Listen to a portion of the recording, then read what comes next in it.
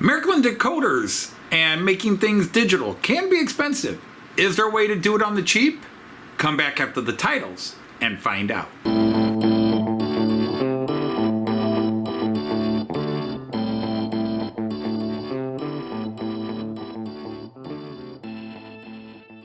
Hey everybody, Anthony Dodge, Model Train Outsider, the Märklin Outsider, a Knight of the Rhomboid Table.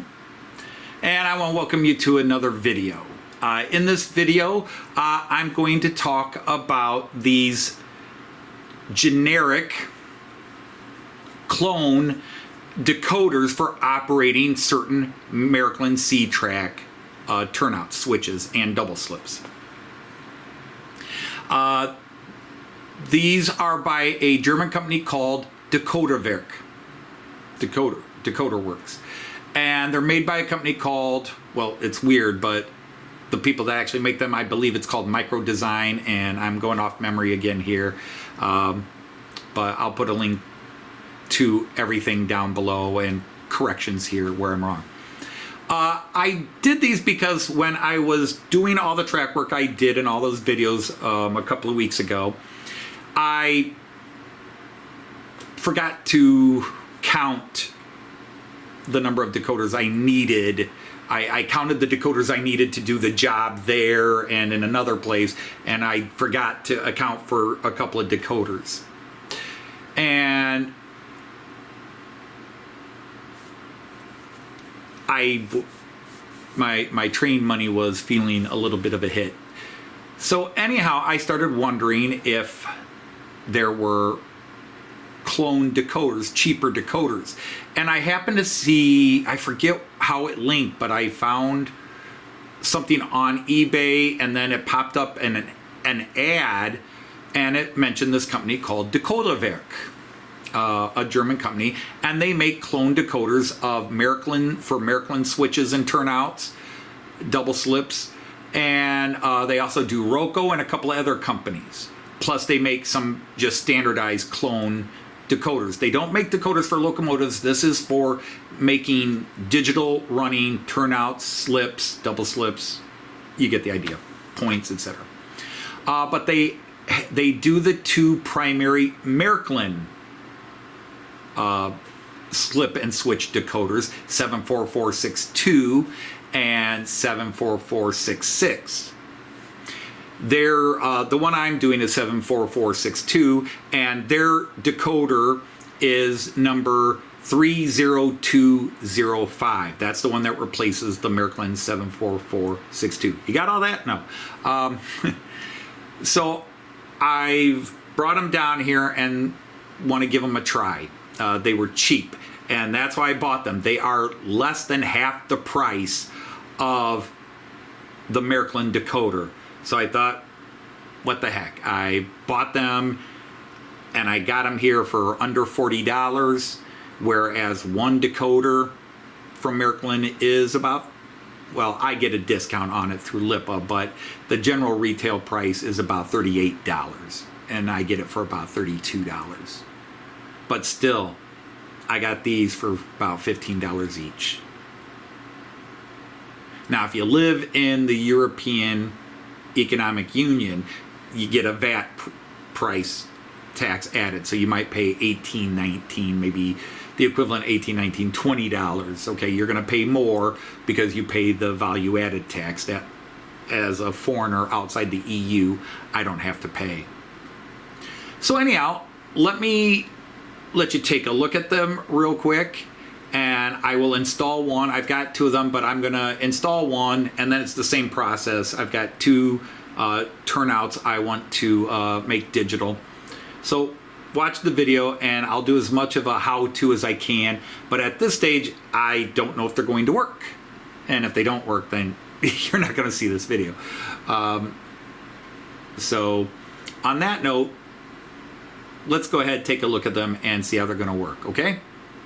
Okay, so here is what I'm going to need to do this particular turnout. Now, I've done videos before where I showed how you put motors and stuff in, but I have a left-hand turnout, which is going to go over to my hidden, I jokingly call it hidden reverse loop.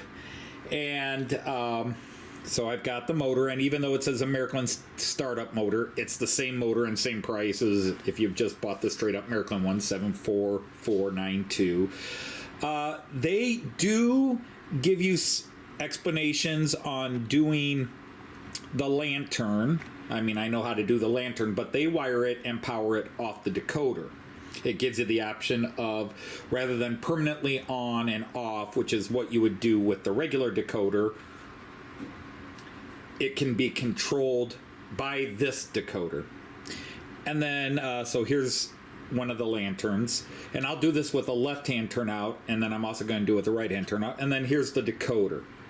So this is, in size and theory, it's the same decoder.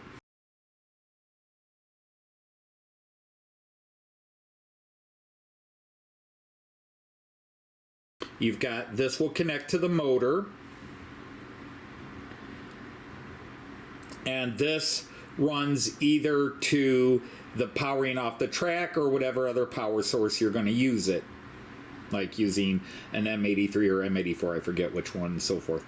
But that's the decoder. But this decoder, rather than having a dip switch, and I don't know how well this is going to show up, it has a little button here.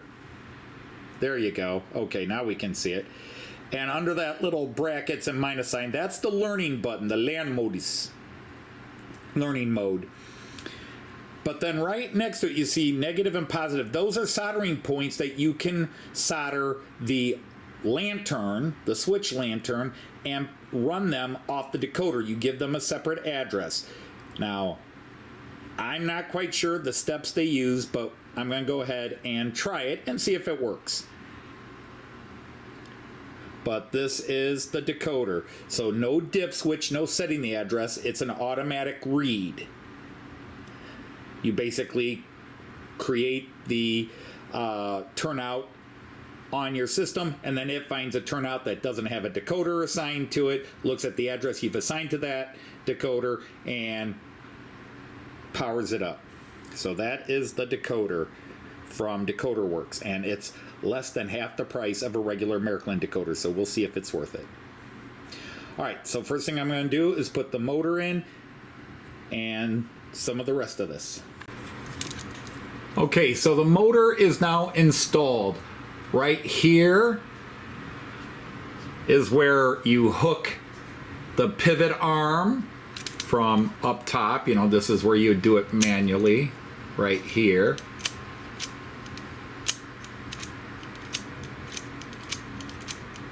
And there's a pin that pivots in here, and I'll show me flicking it manually, and you see that pin pulls in and out, but the motor will now control that rather than manual.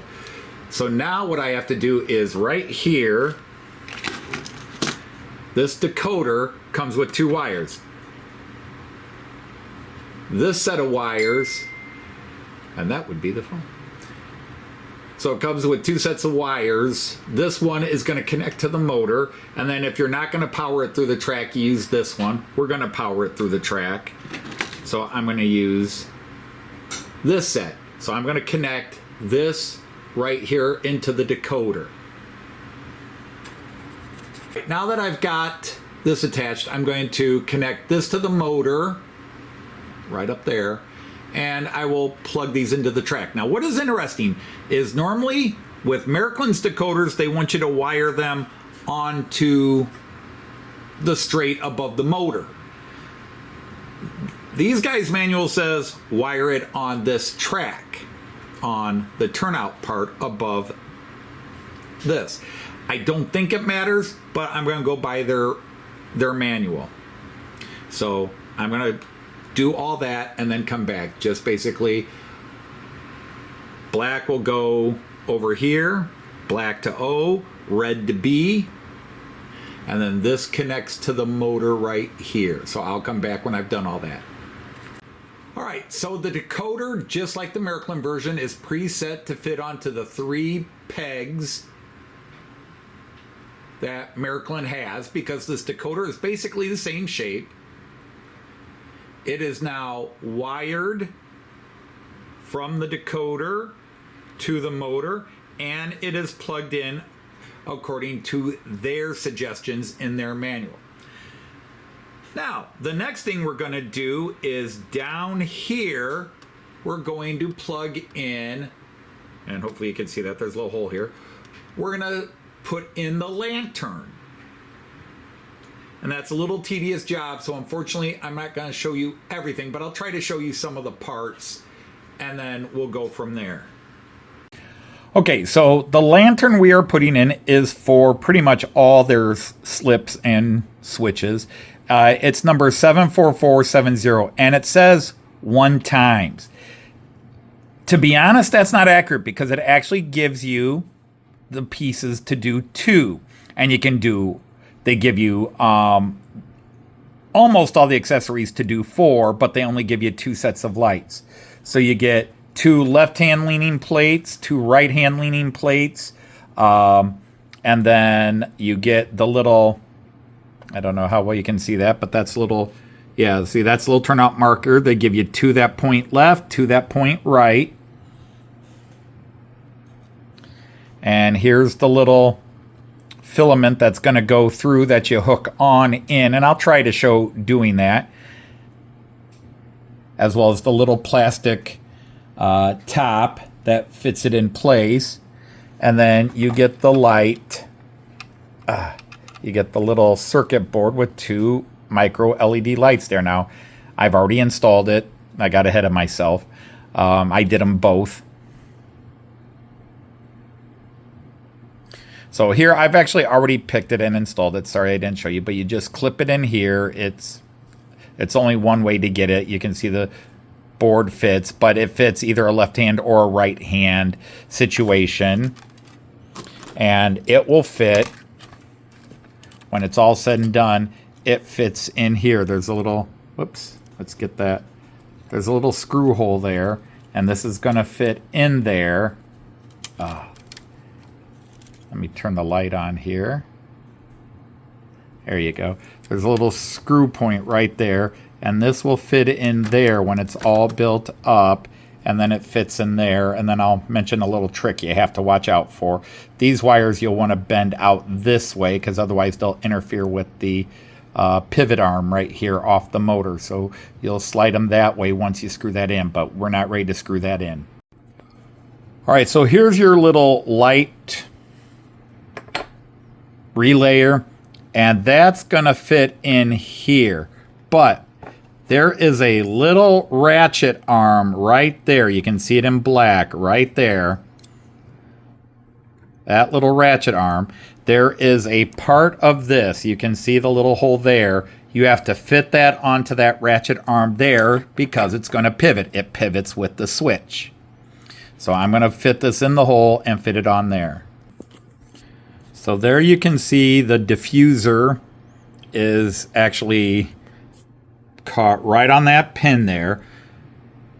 Now I have to flip it over, and there is a tiny little piece, and I don't know where's the best place to set this down. There is this tiny little plastic cap that you have to set on the other side where the light diffuser comes out, because that's going to be your actual lantern plus the cover. I'll do that and show you what I did. So that little cap or lantern fits on here, and now I have to affix the correct cap because they have both right hand and left hand turns. They come on a little thing here, but you can see the cap.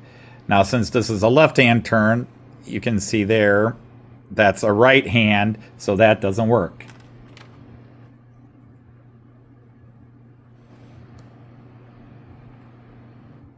There's a left-hand turn switch, so I have to fit that over there. I'll have to fit it on like that, and then we're good. So I'll fit this on, and then you'll see. Now, obviously, the light isn't on, but hopefully you can see that the switch is open, and the light that would tell you the switch is open is facing the oncoming train. And then if I were to manually switch this, You can see now it says it's straight, open, straight, open. You get the idea, okay? I'm really trying to do this, hold the camera and do it with one hand and not knock it off, because I have to come over here. Now, the next thing is, and I'll just turn this over and let me turn it around, is I have to fit this into this area. Okay, I have to fit the light like this.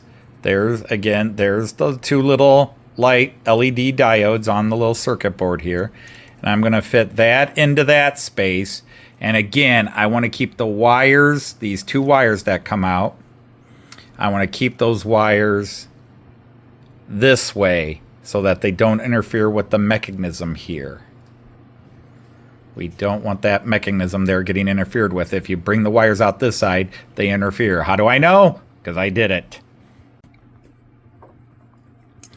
So now that screw has been added here, the LEDs are shooting up that light diffuser. I've got the two wires coming out this way. Now, what's going to happen is, with the usual Märklin system, you would drop these down to a bus wire. I know I say there's no bus. Technically, you can solder them into the hot and negative circuit areas. So, but these guys have set it up. You're going to solder them right there. You've got your positive, which I believe is the yellow. I'll double check before I do it. And brown, which is the negative. And you got these little holes here, so you just drop a little bit of solder, cut these wires off just so that they reach there. And that's what I'm going to do. I'm not going to show you soldering, but yeah, I'm pretty sure brown is the negative, yellow is the positive. And then we'll come back and we'll talk about this little button here. Now, in case you've been wondering what's going on here, this is my grandson's play area as well. This is on a separate circuit. This is on a different controller. And then this is actually my programming track. And so the thing is, you have to have this upside down. So I had to disconnect the track, and I will connect this to that when I'm ready to program, but we'll talk about that when I get there. Right now, what I'm going to do is go ahead and go over and cut these down and solder them into the two holes. All right, so you can see I have now soldered yellow to positive, brown to negative. The next step is to go over to my computer, or I could do it on the Central Station 3. I just find it easier to do on the computer. So let me show you what we're going to do now. All right, so here is my Central Station 3, but on my computer with its web app. And I can do this all on here. It's easy for me to see, and I'm not pressing on the screen there, so it keeps everything nice.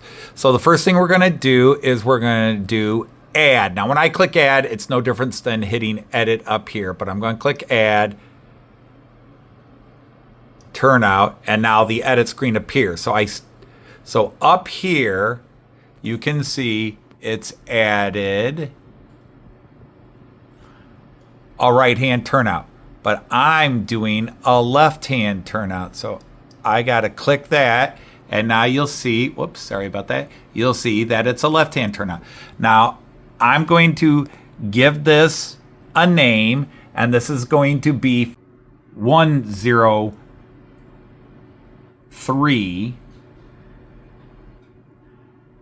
And I will go from there, but it's going to be 103, and I will set its address at 103. And technically, they say you have to leave an address for the light, so I have to set up two different functions. I have to leave an address for it, but that's not going to matter because I'm only going to use this turnout one way, so I don't need to worry about having a second address for the light going the other way. But they say you got to leave one address, which I can do because I'm only adding the one turnout. So this will be 103 because this is my reverse loop turnout. So I'll come back and edit that all up and show you what I've done.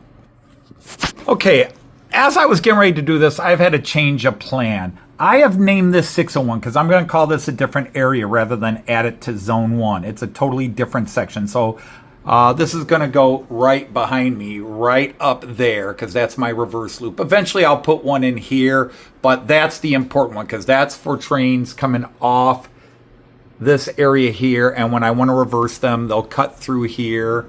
They'll cut through here on lane 3 and go back around. So I'm going to make this a new zone. I'm going to call it zone 6. So this is going to be 601. Also, this decoder says it can handle addresses up to 2047, whereas the Märklin dip switch one can only handle addresses up in DCC mode, which I've done here, can only handle addresses up to 510. So since this one doesn't have that limitation, I like to have the name and the address kind of go together. So 601, the address is 601. And now I got to go back over to the programming board and hope this all works. Back in a minute. So what I've done here is I have to do it upside down because I'll zoom in and show you what I got to do. But this is my programming track. So you've got the power and signal from the central station coming through here. I've now connected it so it has power going all the way through. Now with my Märklin decoder, I would just go in, set the address, it would program the address, and done. This one has a little bit different situation because it's not a dip switch where I just set the address up. That's gonna zoom in. This here is the button that activates the learning mode, Lernmodus. And what they tell you to do is press this once, and that will go into my central station 3, look for a address that does not have a decoder attached, and it will attach to it. And then you click this button here a second time, and it will then create the address for the light. We'll see if it works.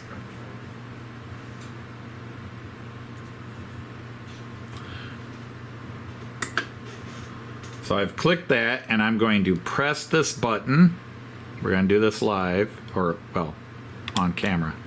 And of course, that's one of the fun things is you press it and the board pops up. So I've pressed it once.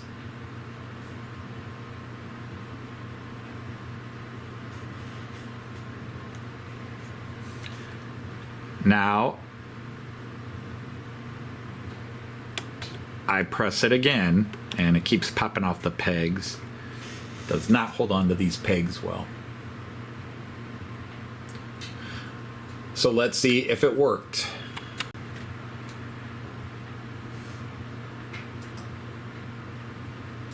Okay, I don't know if you can see that, but the first step, and I guess I should have mentioned, the first time you go through the system, it sets the light on and off, on and off. Now I have to do it again for the actual switch.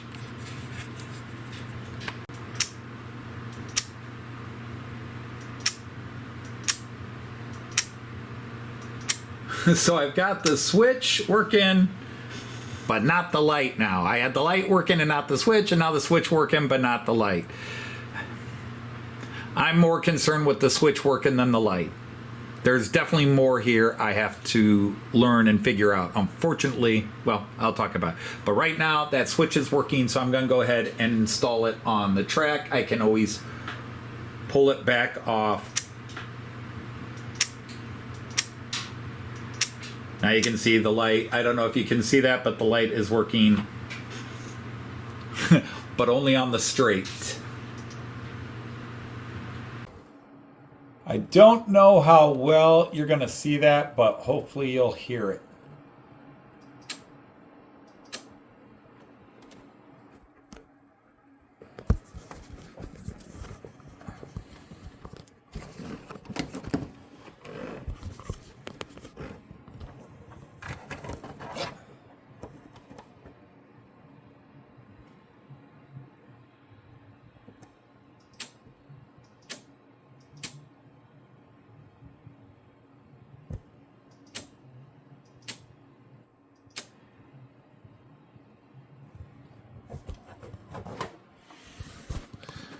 So we will call that a success.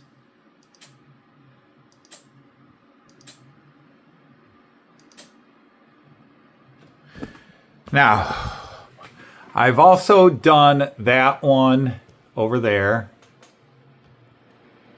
to finish off that zone. You can see the light is on right now. So I'm going to call this all a 2/3 success, and I'll talk about that. So over to me for a wrap up. Okay, so what's my final opinion? I've called this a 2/3 win, a 2/3 success. 2/3 because the switches are working, the light does come on in the lantern, but it only operates in one direction. It's not operating when it opens to turn on. And if anything, I'd want it to open when the light to come on when the turnout is open to curve, to turn off, then when it's going straight. But that's why I call it 2/3, because we didn't get all the way there. We only got halfway there with the one side. Or I could call it 3/4 because it opens and closes, 2 ends, and the light comes on in one case and doesn't. That sounds better. Let's call it a 3/4 win. All right, so overall evaluation. Is it worth doing? If you're a Märklin person, is it worth doing? If you're smarter than me, it's definitely worth doing, because the guys in the videos get it to work, but they don't go from what I'm seeing and listening. And again, I speak German. I understand German. So it's not like they confused me. I just felt like they said, hit this button a couple of times. See, it works. And it's like they skip steps, like hit it, wait 10 seconds, hit it again. Wait 10 more seconds, hit it. 5 seconds, a step-by-step exactly how you hit the learn button. And their videos are the most recent videos 2 years ago, and the company itself, Decoderwerk and Micro-Design, their videos are 5 years old. So they have not updated. But if you look at the chips or the decoders in the videos, they have changed them, even from the online booklet, which they updated a couple of years ago, to what I have now. There are still some things slightly rearranged. It's not a big deal. It's all still there, but they changed orientation of a couple of solder points and things like that. But if you can read something or hear something that I somehow missed in their videos, then just remember, time is the biggest judge. If these things blow out, my next live stream, or my next time setting up a live stream, I should say, then they're not worth it. But right now, with these two working, I bought these to try them out and see. So let's do pros and let's do cons. The number one pro, they're less than half the price of a Märklin 74462 decoder. Less than half the price. The official suggested retail price for the 74462 is about 38 euros, and these were 18.99, so 19 euros, so about half the price. But I got a discount for buying two of these, and I paid 14 euros and 70 cents. So I paid about $15 per decoder. And they only charged me $5 shipping from Europe to the United States. $5 shipping. So 2 decoders and shipping, $35. Oh, and some tax. So, but they don't do the VAT. They basically take the VAT off, which is why I get the big discount, and then you get a little discount for buying two. But definitely for under $40, I got 2 of them shipped from Germany. If I were to buy one of these decoders from the eBay online shops, I'd be paying anywhere from $38 to $45, depends on who's selling them, and shipping. Now, some guys do $40, $45 free shipping. If I were to buy them from Lipa, I would pay about $32 each, and then the shipping, and I would add these to another order to level it out. But I'm still paying half of that, and I got them in just over a week, maybe 10 days it took. So I can get them relatively quickly, almost as quick as buying something off eBay. And the price is amazing. And they do work right now. They do work. Again, come back in a week, 2 weeks, a year, and we'll see if they're still working. But right now, they're working. The cons, they are not intuitive for me. They're not intuitive for me. I've watched the videos, I've read the manual, I understand what it's saying, and yet there's something I'm not getting to get it working 100% correctly. But again, it's only the light, so it's not that big a deal, the lantern. But you have to do the lantern. Actually, I think if you don't solder the lantern on, it skips it and goes just to working the switch. So whatever I've done wrong, maybe somebody's watching the video and will say, okay, here's what you needed to do. Because I'm not going to bash Decoderwerk, but I am going to say that their manual and their instruction video did not clarify exactly what to do. It says, hit the button, I did. Hit it again, I did. Now do this, I did that. Okay, now hit the button again, I did that. Now hit the button again, I did that. It works for them, it didn't work for me. I always blame myself, but if they had a much clearer step-by-step, because they go talking about, well, go in and change CV values and blah, blah, blah. I don't have to do that with Märklin. With the Märklin one, the biggest pro, the Märklin one is I set the address, I connect it, and it's in, no figuring stuff out. Well, in this one, I had to hit the button a few times, but it works. So, you know, speed is in Märklin's favor. It's much quicker to just pop it in and with Märklin, but the price, you know, when you're paying less than half of what it would cost to get the other ones, I like it. I'm not going to tell people to buy this. Now, again, this stuff is strictly for turnouts, and the particular decoder I'm using is a 1-to-1 replacement for the Märklin 74462. At least to fit it in. I'm sure you could use this with another system. It's just that it's designed to fit into the C-Track. This is specifically designed to work with C-Track. However, they also sell generic decoders for operating switches, as well as they do clones of Roku and I think at least one other company. They do their decoders for their Ready Track and so forth. But they work DCC and AC, in other words, 2-rail and 3-rail. And